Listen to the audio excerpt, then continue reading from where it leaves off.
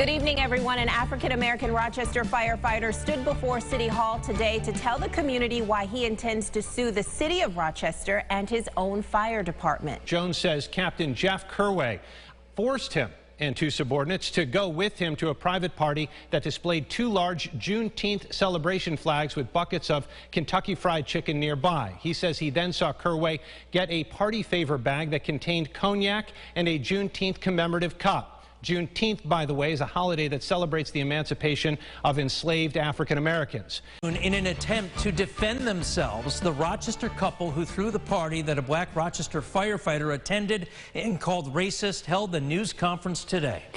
I challenge you, the press, look into their backgrounds. Find anything they've done in their lives, their 50-plus years lives, that's racist. And before you then go after them, why don't you take a look at what the facts are? A few moments later. Mary Nicosia has a Twitter account. It's racist. It's wrong. It's vile. Shouldn't exist. So there's no excuse for the Twitter other than the fact that people do it. It's a dark, deep hole. I do have a Twitter parody account that operates under a veil of a persona, and I have made blatantly racist comments under that persona. Culture of Twitter operates that way, and it's part of its charm. I don't want to say it's charm, but it gives you an opportunity to be someone that you're not in terms of a persona. And for these comments, I'd like to apologize to the African American community. I'm not a racist person. I grew up in East Cleveland, very diverse community. And I would doubt, or I challenge you, that you would find anybody in the community that would tell you that I am. But nonetheless, I hold myself accountable. I'm ashamed. This wasn't an easy thing to do, to get up here and tell you this. And I ask that you accept my apology as it is sincere.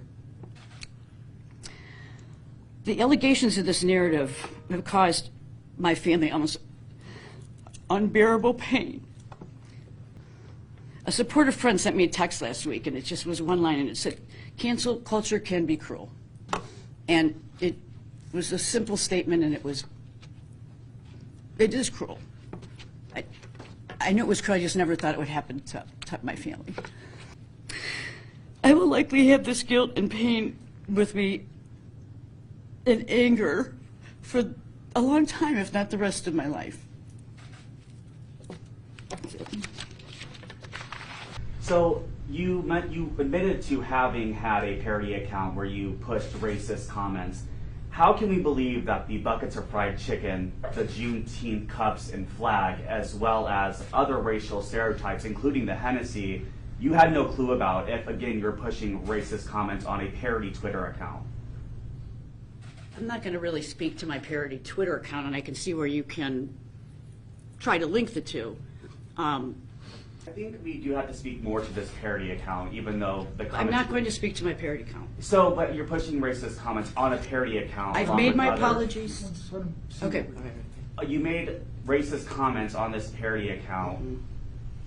How are those, and we've heard from Doctor as well, that you claim you aren't racist but are pushing racist comments. How does that, can you break up the difference for me, I guess?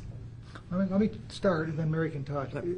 Just so it's clear, the claim that was filed had nothing to do with her Twitter account. This claim was filed based upon what existed at the party and what took place that day.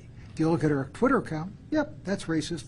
Not right, wrong, never can, there's no justification for it, in my mind. Isn't that part of the way, though, that they, not they, but Mary lived her life? That's the point. How do you separate the two, I think, is what... Well, there's no question that she has not lived her life that way in terms of her actual behavior.